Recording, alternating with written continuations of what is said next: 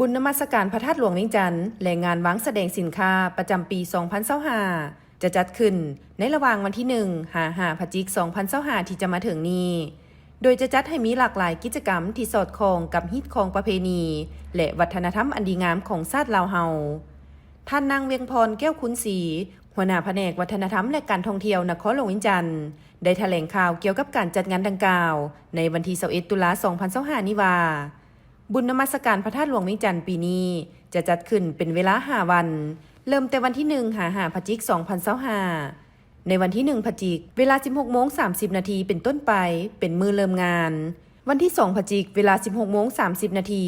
สืบต่อครบงานตามประเพณี วันที่ 3 พฤศจิกายน เวลา 16:30 นาทีจะมีพิธีสูตรปริตะมงคลที่พระธาตุหลวง วันที่ 4 พฤศจิกายน เวลา 13:30 นาทีจะมีพิธีแห่พระธาตุเพิงและในวันที่ 5 พฤศจิกายน เวลา 7 โมงจะมีพิธีใส่บาตรถวายสังฆทานฮอดเวลา 13 โมงจะมีพิธีแห่ลูกขี่และแข่งขันกีฬาพื้นบ้านตีขี่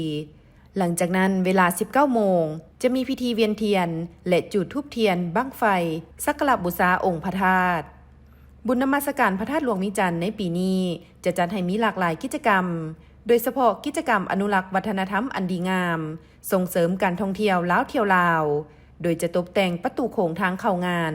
ด้วยเครื่องดนตรีมรดกวัฒนธรรมอันยอดยิ่งของชาติก็คือนครหลวงเวียงจันทร์ประดับด้วยแคนกองหางกองถัดประดับประดาไฟแสงสีตามเส้นทางด้านหน้าประตูโขงเข้างานเส้นทางเข้าสภาแห่งชาติจะตกแต่งเป็นบ่อนห้องหับมวลชนพักผ่อนจะประดับประดาดอกไฟโคมไฟและมีจุดถ่ายรูปที่สวยงามพร้อมนี้ยังจะจัดเวทีการแสดงศิลปวัฒนธรรมที่ส่องแสงให้เห็นคุณค่าวัฒนธรรมอันดีงามเป็นความเอกอ้างของชาติลาวสาวนครหลวงเวียงจันทร์ครบรอบ 465 ปีซึ่งจะมีรายการแสดงจากภาคส่วนต่างๆทุกๆวันแต่เวลา 20 โมงหา 22:30 นาที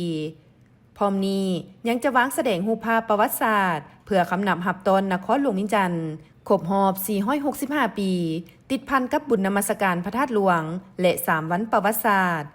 วางแสดงภาคขวัญลาวด้วยดอกไม้สด3ภาคคือภาคเหนือภาคกลางและภาคใต้ตบแต่งและวางแสดงไม้ขี่ลูกขี่แอบเข่าใหญ่และนกยุงสัตว์นำโชคงานมหกรรมกีฬาแห่งชาติครั้งที่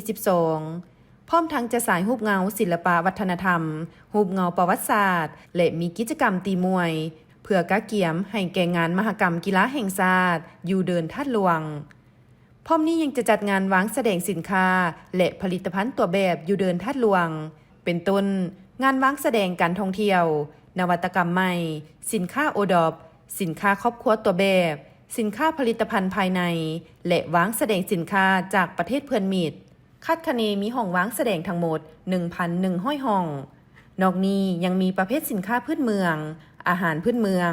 ข้าวหลามปิ้งไก่ต้มไก่และอื่นๆส่วนอยู่ศูนย์วางแสดงสินค้าล้าวไอเต็กมี200 ห้องวางแสดงรวมทั้งหมดประมาณ 2,370 ห้องวางแสดงบุญนมัสการพระธาตุหลวงเวียงจันทร์จัดขึ้นเพื่อเต้าโฮมความสามัคคีปวงชนลาวทั้งชาติเพื่อให้มวลทุกคนภายในชาติได้รับรู้และมีความเอกอ้างทะนงใจในความเป็นชาติลาวที่มีมูลเสื้อดุมันมีหัวคิดประดิษฐ์สร้างและสืบต่ออนุรักษ์ปกปักรักษาและเสริมขยายคุณค่าของมรดกวัฒนธรรมอันยอดยิ่งให้คงอยู่คู่คนลาวชาติลาวสาวนครหลวงเวียงจันทร์ก็คือสาวพุทธตลอดไปพร้อมนี้เพื่อส่งเสริมการท่องเที่ยวลาวเที่ยวลาวตามทิศสีเขียวและยืนยงอย่างใดก็ตามบุญนมัสการพระธาตุหลวงเวียงจันทร์ในปีนี้คณะรับผิดชอบจัดงานได้ออกข้อห้ามต่างๆเพื่อความเป็นระเบียบเรียบร้อยรักษาได้ความสงบปลอดภัยโดยเฉพาะบ่อนุญาตให้มีสัตว์ปุ่มเป่าข้องคอเป็ดและสาวน้อยตกน้ำ